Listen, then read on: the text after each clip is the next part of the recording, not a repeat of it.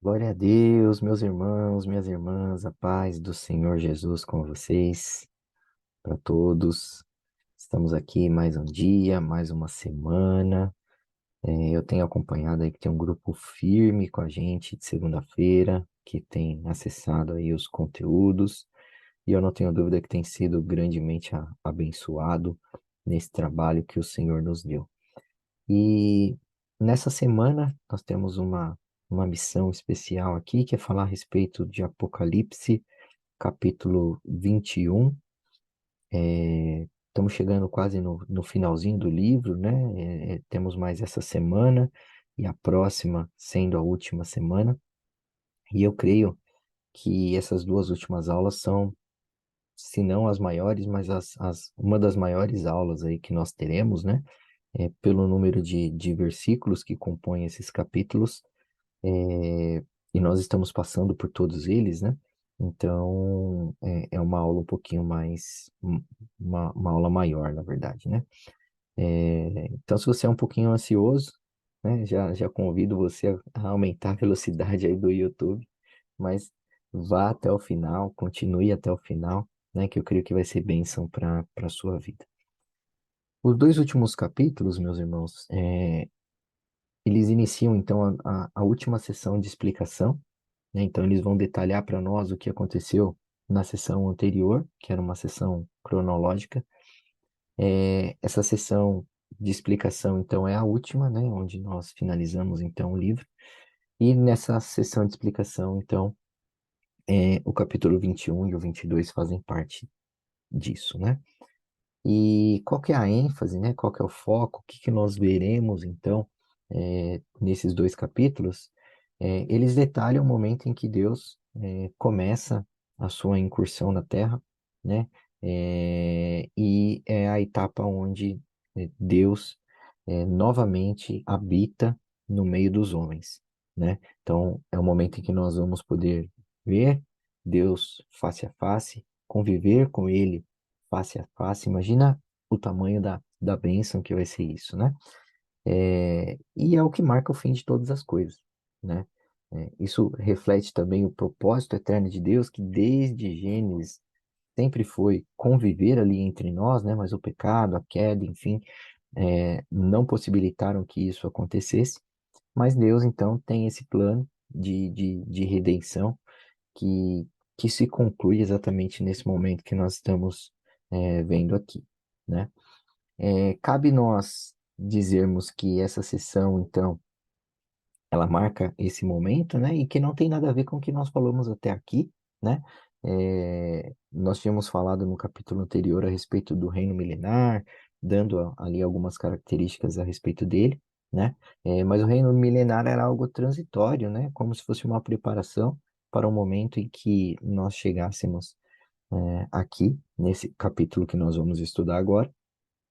Então ele não é eterno, muitas pessoas têm essa confusão, né? Então é importante você aprender a respeito disso. E ele sendo transitório, né? Ele marca exatamente essa passagem, né? Da era anterior para a era da eternidade. E é nesse período do reino milenário, então, que Jesus começa a restaurar todas as coisas, né? Nós já vimos a respeito disso nos capítulos anteriores. Se você não viu, né? Você chegou nessa última aula aqui direto, eu convido você a olhar então o capítulo anterior, capítulo 19, o capítulo 20, que vão detalhar exatamente isso que eu estou falando aqui para vocês. É, Agora, uma pergunta que eu queria fazer para os irmãos, né? Na verdade, eu queria que os irmãos imaginassem, né? Se Deus ele criou todas as coisas que há no mundo em 7 dias, o que que ele não poderia fazer em 1000 anos, né? Então, ou seja, isso dá para a gente imaginar o quão glorioso, né? O quão perfeito, o quão maravilhoso será essa era que está por vir, né?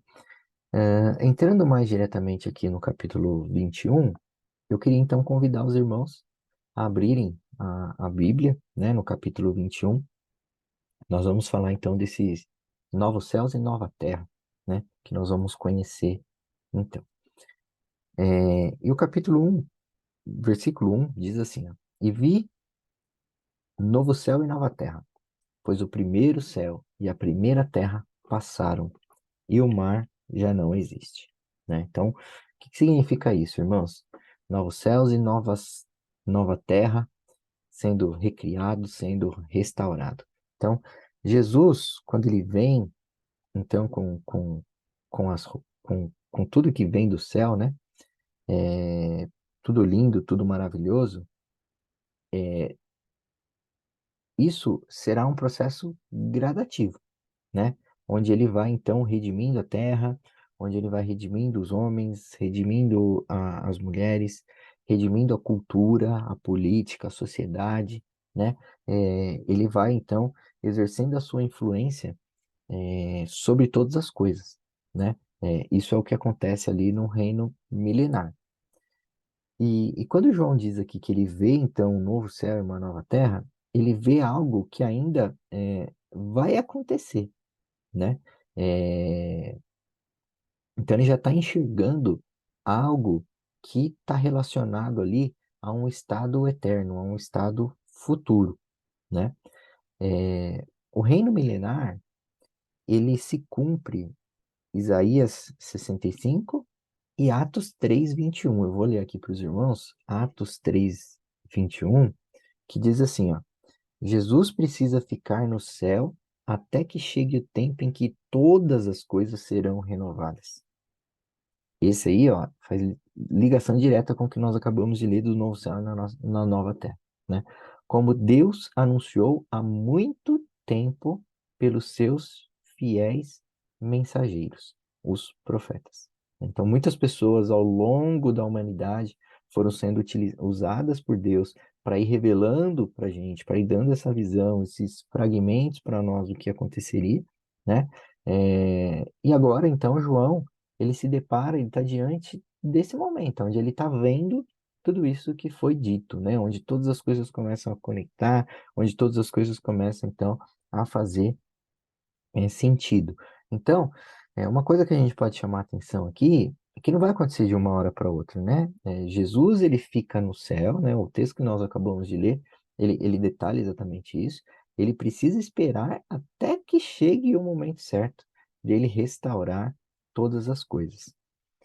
Só lendo aqui para os irmãos um versículo de Isaías, eu vou ler Isaías 65, diz assim, ó: Pois eu estou criando um novo céu e uma nova terra. O passado será esquecido e ninguém mais se lembrará dele, né? Então, o que nós acabamos de ler aqui no Apocalipse 21 faz referência a um trabalho que Cristo está fazendo, né? Ao longo do tempo, ele iniciou isso e ele continua fazendo, em restaurar todas as coisas, né? Então, o primeiro céu e a primeira terra se passaram, o mar já não existe mais, né? São duas afirmações aqui que nós acabamos de ler, que são muito importantes, que marca, então, o fim da restauração. A partir de agora está pronto, está consumado, né? Tudo está restaurado, está pronto para entrar em ação, né? E o mar não existe está relacionado ao fato que é um lugar onde o homem nunca teve, de fato, domínio e nunca teve autoridade, né? Porque tem locais no mar até que o homem nunca acessou, né, meus irmãos? E aqueles que se ousaram a acessar, a descobrir, né, acabaram sofrendo aí algum tipo de consequência. Por exemplo, recente a gente viu na mídia, né, as pessoas que tentaram explorar aí o Titanic, né, o que que aconteceu lá com o submarino, né? Então, ele é um lugar que o homem não tem domínio, né? O homem nunca teve domínio, nunca exerceu autoridade e nunca conheceu lugares, né, os mistérios do oceano, né? É, o mar não existe, não quer dizer que não vai ter mais água, né? É, porque a água ela vai correr, né, do trono de Deus. Ela corre. Existe um rio correndo na eternidade, né? Água, nós podemos afirmar com certeza que nós teremos, né? É, na verdade, quando fala o mar não existe, é que aquilo que o homem não tinha domínio, né?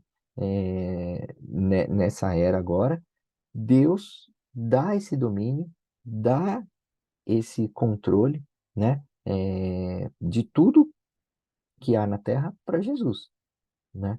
Então, o homem não tinha, mas Jesus vai ter, né? É isso, na verdade, Jesus tem, né? É isso que está sendo dito aqui.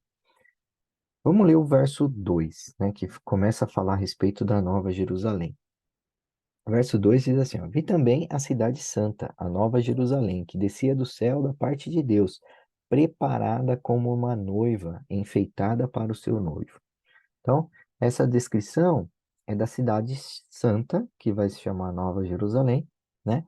Que ela desce do céu já preparada por Deus, né?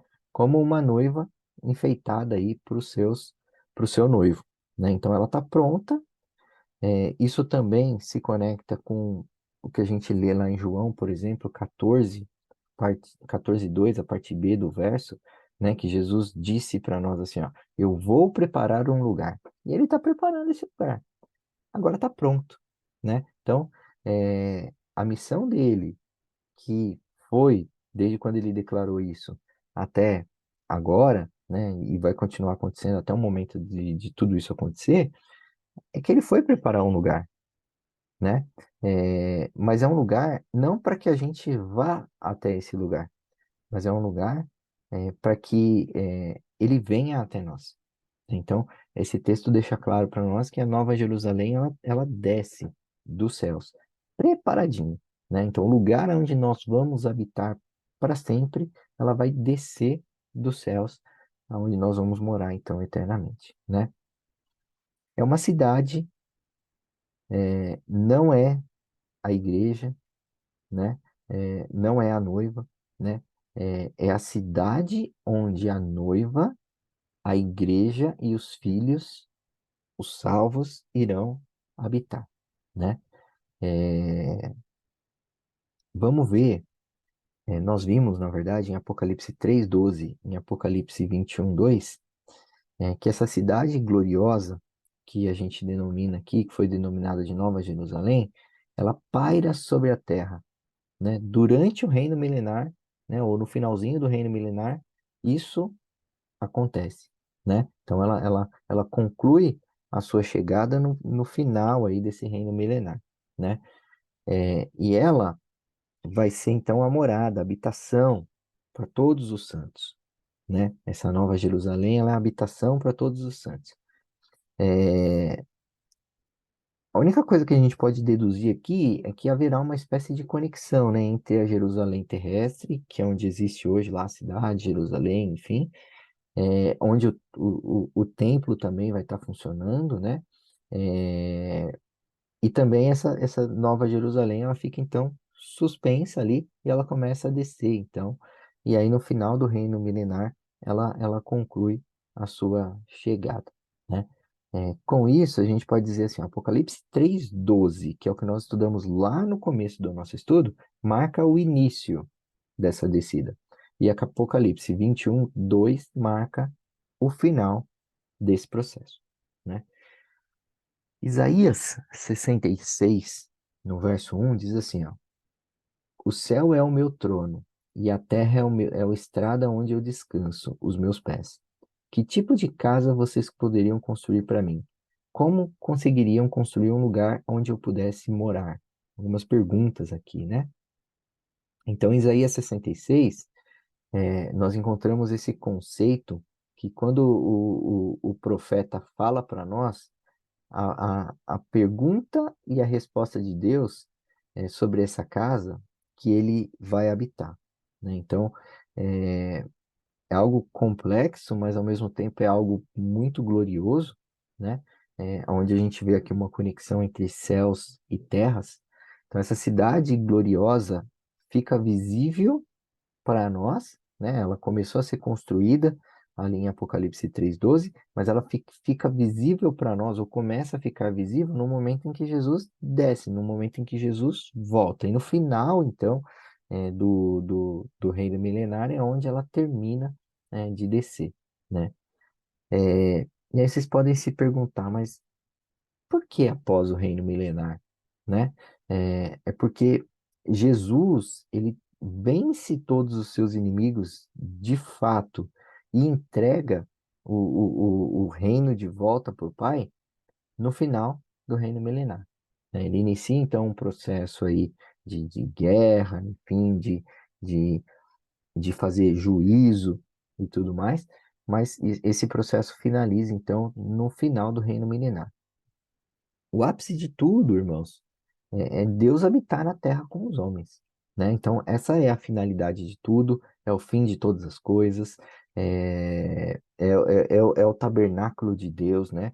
Ele habitando entre nós, ele fazendo habitação em nós, onde nós, de fato, estaremos vivendo com todos aqueles que são povo dele, né? Não vai ter mais dúvidas em relação a quem vai estar vivendo ali, né? Deus de fato vai ser o nosso Deus e o Deus de todas as pessoas que estão lá para sempre, né?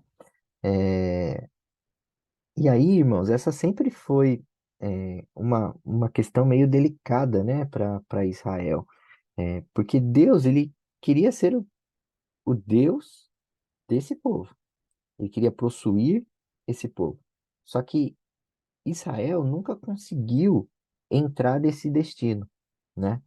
E no final de tudo, Deus então vai reunir um povo, não somente os israelenses, mas terão ali pessoas de Israel também, mas um povo de toda tribo, de toda língua, de toda nação, para si, né? Nós então vamos ver o final de tudo, né? A conclusão de toda essa história de redenção, que é Deus habitando entre os homens, Deus sendo tudo em todos, né?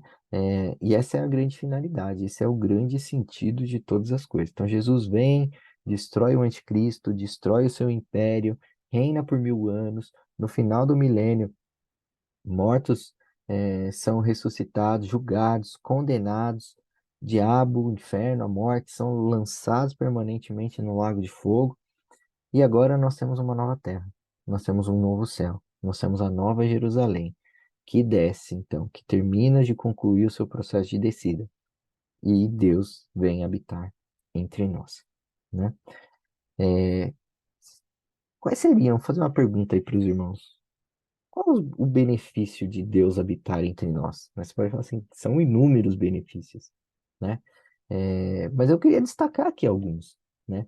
Nunca mais vai haver lágrima, nunca mais vai haver tristeza, né? Uma era fracassada foi concluída e a era fracassada é a era onde as pessoas morriam, onde as pessoas ficavam tristes, onde as pessoas ficavam de luto, onde havia pranto, onde havia dor, onde havia sofrimento. Mas tudo isso passou, né? E agora a gente está, então, num local, num estado que é eterno, né? Onde Deus enxuga a lágrima, né? Onde não vai ter mais pranto nem dor, né? Por quê? Porque tudo isso se tornou passado, tudo isso já não tem mais essa influência, né? A presença de Deus vai despertar em todos, irmãos, os 5 sentidos que nós temos, né? Então, os nossos sentidos espirituais, os nossos sentidos redimidos pelo corpo glorificado, né? Então, imagina, a gente experimentando emoções quando a gente estiver com os nossos corpos glorificados, né? Então, quando a gente fala dessa descrição, né, quando a gente fala desse estado eterno, é, é uma mudança, mas é uma mudança muito grande em relação ao que nós passamos, né? Então, é, o reino milenar, ele é diferente porque vai ter ali homens naturais interagindo com pessoas com corpos glorificados e, obviamente, por ter pessoas, homens naturais, ainda haverá morte, né? É, Isaías 65, nós temos a revelação desse processo, né, de restauração de todas as coisas. As pessoas ainda vão plantar, as pessoas ainda vão colher, as pessoas vão construir, trabalhar, casar, ter filhos, vão morrer, né? Porém, a partir de Apocalipse 21, este é o momento onde tudo isso não vai existir mais, né? Porque só estarão vivas as pessoas com corpos glorificados, né? Então nós já teremos entrado no nosso destino eterno, é por isso que nós podemos chamar então de estado eterno, né? Então, é, algumas coisas que Deus fala aqui para nós em Apocalipse 21, eu vou ler aqui para os irmãos alguns versos, né? Então, eu vou ler aqui o verso, por exemplo, 5. Deixa eu só abrir aqui. Apocalipse 21:5 diz assim, ó, e o que estava sentado sobre o trono disse, eis que faço nova todas as coisas. E disse-me, escreve, porque essas palavras são verdadeiras e fiéis. Amém? Eis que faço nova todas as coisas. Então, essa é a primeira descrição que sai da boca de Deus, né, nesse momento que nós acabamos de falar aqui, onde Deus vem habitar entre nós, onde Ele garante para nós, onde ele confirma tudo isso que eu já falei aqui para os irmãos, né, que é a restauração de todas as coisas e todas as coisas sendo feitas novas, né? Outra coisa que ele diz, essas palavras são fiéis, essas palavras são verdadeiras, né? Ele transmite, então, uma questão de segurança, né? Em relação ao futuro. Não existe mais questionamento, não existe mais dúvida, não existe mais mentira, né? Esse é o destino nosso da história, né? Chegar exatamente nesse momento, né? É para lá que nós estamos indo. É para lá que você está indo, meu irmão, né? É para lá que Deus está levando todas as coisas. Vamos ver mais alguma coisa que Deus, mais algumas coisas que Deus diz aqui. Eu vou ler o verso 6. E disse-me mais: está cumprido. Eu sou o Alfa e o Ômega, o princípio e o fim. E quem tiver sede, de graça lhe darei a fonte de água da vida. Tudo está feito, tudo está consumado, né? O que que significa, o que que está consumado, na verdade, né? A condenação em relação ao pecado está consumado, né? É, isso foi o que Jesus disse, né? Quando ele morreu lá na cruz, está consumado. Então, quando Jesus disse está consumado lá na cruz, o preço do pecado foi pago, a condenação foi paga, eu morri no seu lugar, né? Só que quando nós vemos aqui o está consumado no contexto da Nova Jerusalém, no contexto de Deus habitando entre os homens, Deus volta a repetir o está consumado. E o que que significa então? Significa tudo está feito, tudo está concluído, né? Tudo já terminou, né? Então, ou seja, tudo que a cruz conquistou para nós foi, agora nós podemos possuir, agora foi entregue para nós, agora foi realizado, né? Então, até mesmo as promessas que Deus tinha feito para algumas pessoas antes da cruz, elas foram entregues, né? Então, tudo que Deus prometeu para Abraão, tudo que Deus prometeu para Isaac, para Jacó, para a nação de Israel, para Davi, né? Tudo aquilo que os profetas haviam feito, haviam falado, que iria acontecer, está consumado, está terminado, está feito, né? É, Então, esse é de fato o está consumado, onde não vai mudar mais, né? Então, é, a gente com isso entende que a cruz, ela fez parte de uma etapa do plano de Deus, né? É, a cruz trouxe para nós grandes benefícios, né? Mas o está consumado agora de Apocalipse 21 é onde Deus conclui de fato o seu plano de habitar entre nós, né? Então não foi a cruz que garantiu isso, ela fez parte do processo, né? A cruz nos dá poder para poder esperar, ela nos transforma, assim, de fato, em novas criaturas, né? Nos dá fé, é, nos dá a certeza e a convicção que o preço foi pago para a nossa condenação de viver para sempre longe de Deus, né? É, Só que o estar consumado mesmo é após o reino milenar, né? onde Deus afirma, então, onde ele reafirma, né? Eu sou o alfa, o ômega, o princípio e o fim. Eu sou o Deus. É o próprio Deus que está falando e afirmando isso. Vamos ler o verso 7 agora, que diz assim, ó, quem vencer herdará todas as coisas, e eu serei seu Deus, e ele será meu filho. É, que herança é essa? É essa herança dessa cidade nova, né, irmãos? Da Nova Jerusalém. É a herança da presença dele, né? Eu serei o Deus e ele será meu filho, né? É, esse estado eterno de sermos filhos de Deus ser a nossa herança e de nós possuirmos tudo o que ele prometeu, né? Essa é a herança. Possuirmos tudo o que ele prometeu, tudo o que ele conquistou. No 8 é a quinta declaração, então, que Deus faz. Ela é uma declaração é, negativa, né?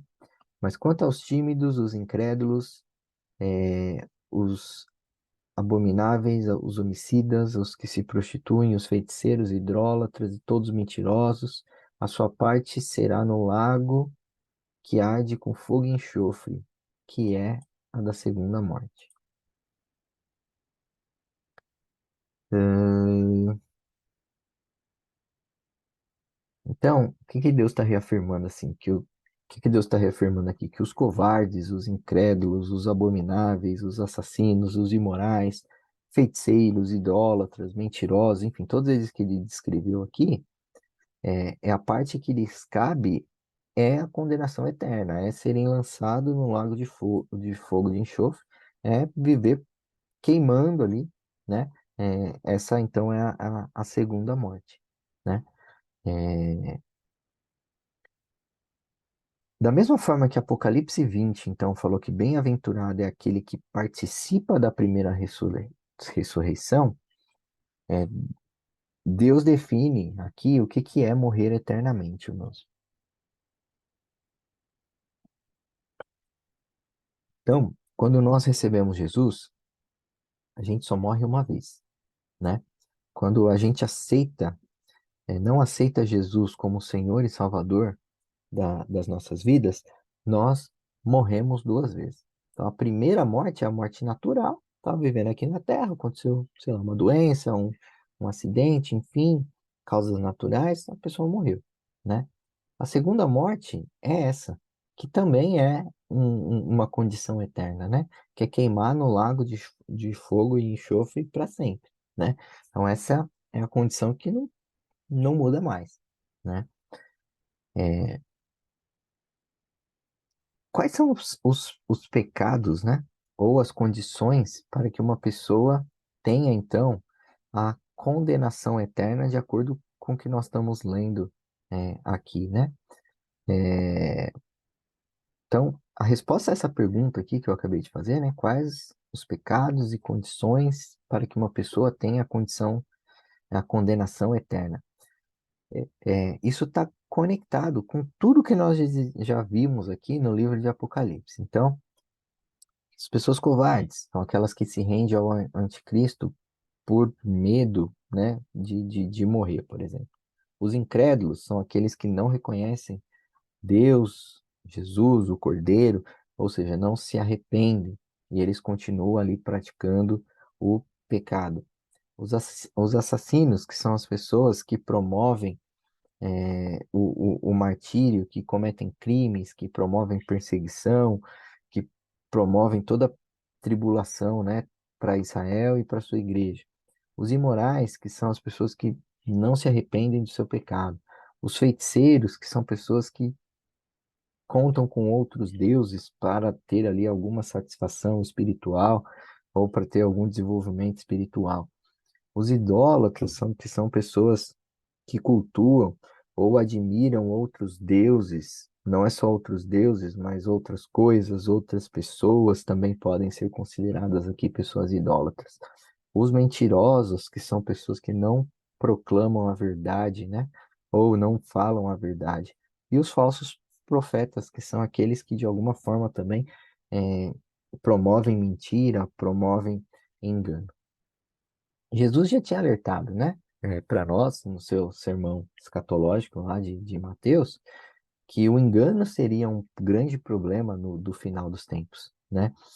A gente já falou disso algumas vezes. Essas descrições, então, que eu acabei de dar aqui para vocês, são pessoas, então, que estão condenadas ou que serão condenadas e aí, eternamente, então, vão viver com as consequências dessa condenação, né?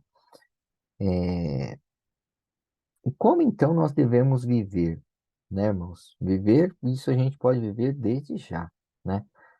Primeiro, sem medo, sem fé, praticando a justiça, perdoando, né, aqueles que nos feriram, como estilo de vida, um estilo de vida santo, um estilo de vida puro, um estilo de vida separado, né? Outra coisa, não idolatrar nada, não idolatrar ninguém, não idolatrar coisas, não idolatrar pessoas, né? E falando sempre a verdade, né? É, então, que eu estou dizendo aqui para os irmãos, né? Que isso que eu acabei de falar contrasta exatamente com aquelas características das pessoas que serão condenadas, né? Então, quando Deus faz esse comparativo aqui, quando Deus traz para nós essa oportunidade de termos esse comparativo, Ele está garantindo, então, para nós que quem anda dessa forma, anda de uma forma que o agrada, né? Dando continuidade aqui, então veio um dos 7 anjos que tinham 7 taças cheias dos últimos 7 flagelos e falou comigo, dizendo: Venha, vou lhe mostrar a noiva, a esposa do cordeiro. Então o anjo explica para João sobre o estado eterno, sobre a noiva do cordeiro, né? E aqui nós vamos ter então duas perspectivas sobre a Nova Jerusalém, né? Uma que começa então a partir do verso 9 e vai até o verso 21, e uma outra mais à frente, né? Então, essa do 9 ao 21 é, é uma visão externa, quando a gente está do lado de fora, olhando o que tem lá na cidade, né? Então, quem mostra a cidade é um dos 7 anjos, que é o que nós acabamos de ler aqui, que tinha as 7 taças, né? Ele fala então que vai mostrar a noiva, ele fala que vai mostrar a esposa do cordeiro, né? E aí você pensa assim, pô, mas Jesus vai se casar com uma cidade? Não, ele vai se tornar um com o povo que habita nessa cidade, né? É isso que está sendo dito aqui, né? Então, a Nova Jerusalém não é a igreja, é o lugar onde a igreja vai habitar eternamente, né? Então, João foi levado em espírito para essa experiência sobrenatural, ele foi arrebatado e aqui levado para esse lugar, né? É, onde ele consegue ver de fora essa cidade, né? E ele traz então para nós essas descrições, esses detalhes em relação a essa cidade, né? Vamos ler aqui o verso 10. E ele me levou no espírito em uma grande e elevada montanha e me mostrou a cidade santa Jerusalém que descia do céu da parte de Deus. Verso 11, eu vou ler aqui para os irmãos. E tinha a glória de Deus, e a sua luz era semelhante a uma pedra preciosa, como a pedra de jaspe, como o cristal resplandecente. Primeira coisa, irmãos, essa cidade está cheia da glória de Deus, cheia da Shekinah de Deus, né? Semelhante àquela que nós vemos lá na Bíblia, que diz assim que os sacerdotes não conseguiam ficar de pé, né? Porque a Shekinah enchia o templo. A glória era tão tremenda, era tão grande que acontecia isso, né? Então essa glória, ela vem com essa cidade, né? É, eu queria que os irmãos gerassem expectativa em relação a isso, né? Em relação a essa atmosfera, em relação a esse lugar, em relação a tudo isso que nós estamos lendo aqui, né? Que gere em nós uma esperança viva, uma esperança manifesta. Imagine como vai ser, né? Habitar neste lugar, né? Outra coisa, fala do brilho dessa cidade, né? A cidade é semelhante a uma pedra preciosa. Então, como uma pedra de jaspe cristalina, como se fosse um cristal, ela resplandece, ela brilha, né? Ela é transparente. É muito interessante que ele vai falar mais à frente, né? Do ouro transparente, do ouro usado na rua, dos muros, das praças, né? O ouro não é um material que geralmente os homens usam para revestir esse tipo de coisa, né? Alguns usam para fazer dente, usam para fazer, mas uma rua, um muro, uma praça, mostra que tem muito ouro, né? Por isso, um pouco dessa questão que nós vimos aqui do brilho, né? O ouro brilha, o ouro reluz, né? É, mas essa cidade, irmãos, que nós estamos vendo aqui, vai só imaginando aí na sua cabeça. Ela é realidade, né? Jesus está preparando ela lá agora para você, né? E daqui a pouquinho nós teremos acesso a tudo isso, né? Eu vou continuar lendo aqui.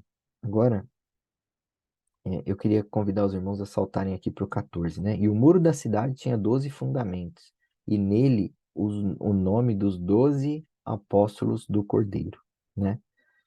É, uma muralha, então, alta, né? Com 12 portões, portões guardados, então, por 12 anjos, né? Com os nomes dos filhos de Israel escritos, cada lado da cidade, três portões, uma cidade quadrada, uma cidade cúbica, né? E a muralha, então, possui esses 12 fundamentos que nós acabamos de ler aqui, que está relacionado aos 12 apóstolos, né? Isso nos mostra, então, a recompensa eterna, né, que essas pessoas terão por ter feito ali o seu papel enquanto viveram na Terra, né? Eles vão ter aí essa recompensa de ter o seu nome escrito, então, é, nessa, nesses fundamentos, né? Eu vou continuar aqui mais um pouquinho. Eu vou ler agora do 15 ao 17. E aquele que falava comigo tinha uma cana de ouro para medir a cidade, as suas portas e o seu muro. E a cidade estava situada em um quadrado, com o comprimento era tanto como na sua largura. E mediu a cidade com cana até 12.000 estádios, e o seu comprimento e largura na sua altura eram iguais. E mediu o seu muro de 144 côvados, conforme a medida de um homem que é um anjo. Amém? É, só um minutinho aqui, irmãos.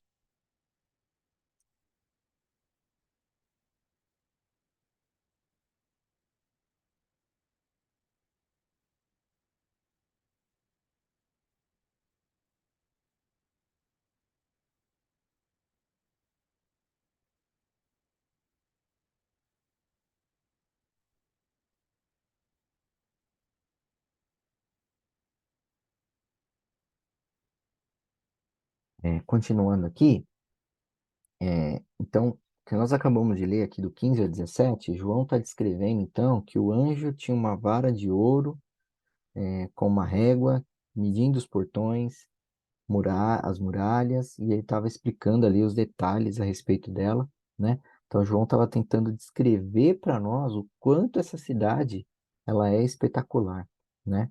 E aí ele estava tentando, com as palavras que vinham para ele, tentar descrever isso para que a gente pudesse, de alguma forma, imaginar e compreender tudo isso, né? Então, a cidade possui 12.000 estádios, que significa o equivalente a 2.200 quilômetros. Ela é, então, quadrangular, possui a mesma dimensão em todos os seus lados, seu comprimento, largura, altura são todos iguais. Ou seja, essa uniformidade mostra, então, que ela é perfeita, né? É,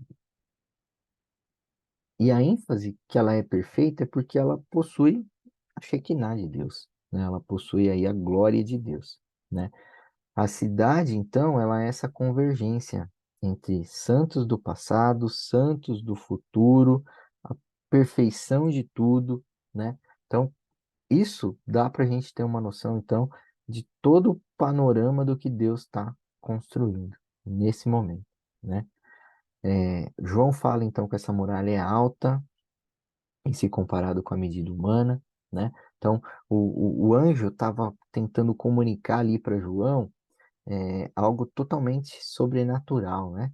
É, e aí a gente pode perceber que o natural e o sobrenatural, de alguma forma, ela vai estar ali unido, né? Uma cidade real é, vai existir, né? E a gente vai experimentar tudo isso de uma maneira espetacular, né? O fato da cidade ser cúbica é uma representação do Santo dos Santos, né? Mas agora esse templo ele não existe mais, então não existe mais a necessidade de templo, nem de sol, nem de lua, né? Por conta da presença de Deus ali, convivendo em todo momento, né? E aí os santos, o Santo dos Santos não é mais um cantinho, não é mais um lugar separado. O Santo dos Santos é a cidade inteira, né? É os quatro cantos da cidade, são todas as dimensões, né? Então essa interação, tudo isso que a gente está vendo aqui, essa dimensão sobrenatural, cumpre a oração de Jesus em Mateus 6, né? Venha ao teu reino, que desça ao teu reino assim na terra como no céu, né? Um outro detalhe aqui, no verso 18, diz que a muralha é feita de jaspe e a cidade de ouro, semelhante a vidro límpido. Então, muralha é feita de pedras preciosas, de ouro puro, transparente. Não existe ouro transparente, né? Então, João está tentando aqui usar um termo de uma coisa que existe para tentar explicar algo que é meio que inexplicável ali, algo sobrenatural que ele está vendo, né? Então ele usa essa questão de ouro transparente. Ele cita, então, outras coisas, né?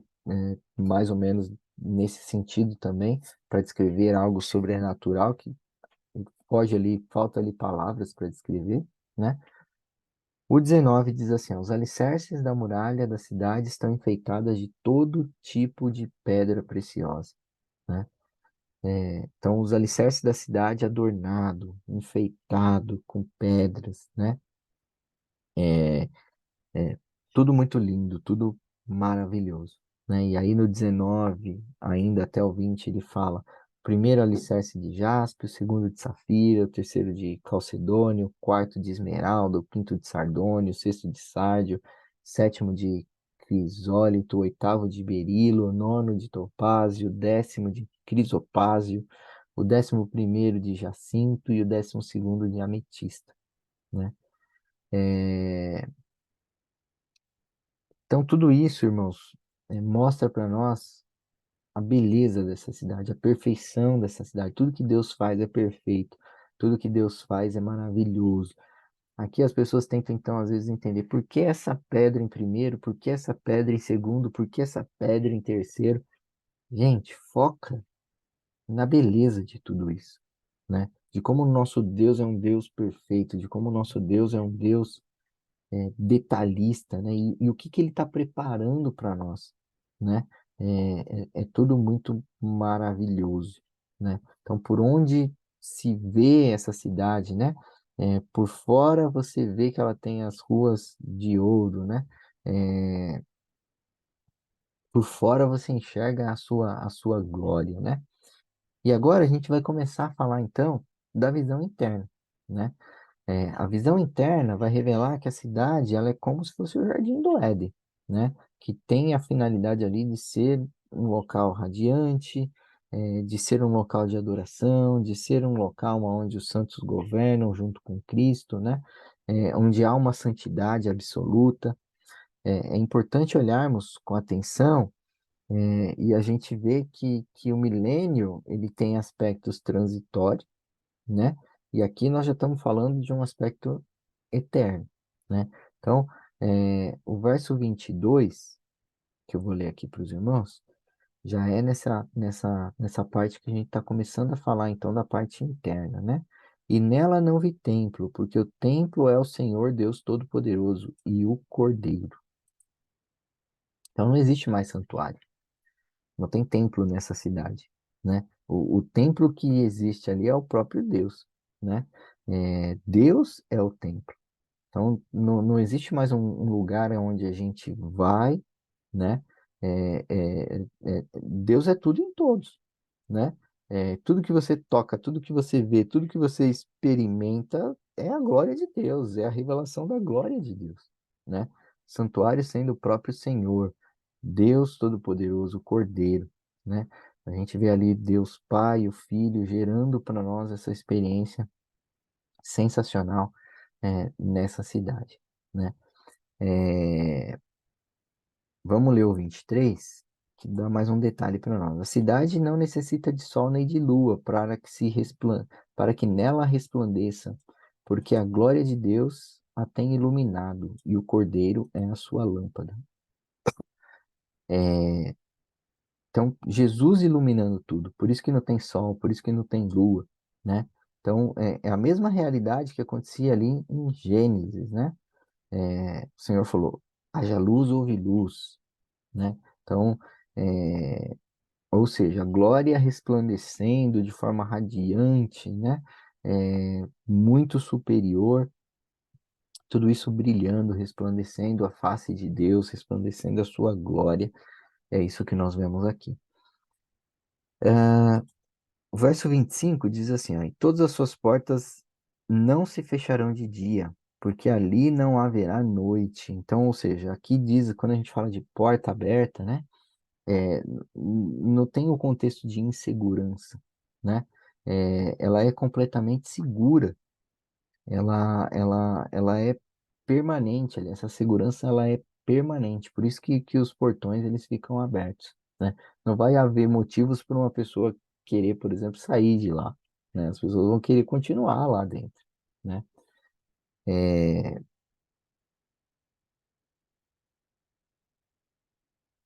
Outra coisa é em relação à glória e em relação à honra, né?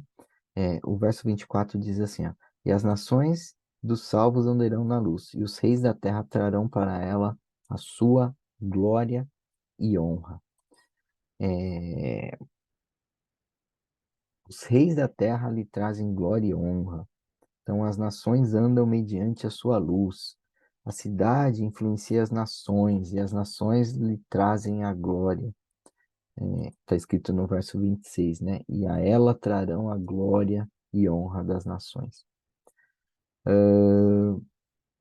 Então, aqui é a gente vê, né, a interação que existe entre reis, entre reinos, entre cidades, né? É, não vai existir mais, né, separação, o que está dentro e o que está fora, né? Tudo vai estar dentro, dessa luz, né? Tudo vai estar sujeito a essa luz. E, finalizando, irmãos, o verso 27 diz assim: não entrará nela coisa alguma que contamine, cometa abominação e mentira, mas só os inscritos no livro da vida do Cordeiro. Aqui, se a gente olhar pelo lado sequencial do que nós vimos o acontecimento das coisas, você fala assim, mas por que está sendo escrito isso de novo? Porque a gente já sabe, né, do processo todo, da condenação daqueles que não são de Jesus, da segunda morte, enfim, por que que o 21 termina falando isso? Serve como uma advertência, né? Uma advertência para nós hoje, né? Para aqueles que ainda não são do Senhor, para os que são impuros, para aqueles que não reconheceram ainda o Senhor. Está dando uma ênfase que, ó, lá dentro, nessa nova Jerusalém, não vai ter impuro, quem pratica abominação, quem pratica mentira. Então, enquanto há tempo, reconheça ao Senhor como seu Senhor, como seu Salvador, né? Tome posse do que Jesus conquistou na cruz, né? Arrependa-se, creia no Evangelho, né? Então, é mais uma ênfase de que só vai habitar lá, só vai ter o poder de entrar lá as pessoas que têm o seu nome escrito no livro da vida do Cordeiro. Amém? E assim, então, a gente termina, né? Olha como Deus é perfeito, né? Porque ele vai detalhando para nós, né? Visão interna, visão externa, como desce, enfim.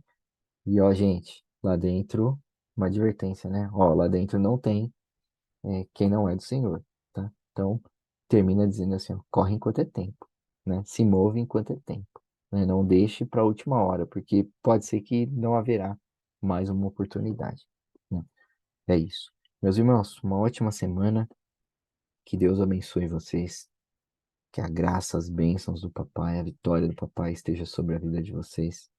Em nome do Senhor Jesus e até a próxima semana para a nossa última aula. Amém? Beijão no coração.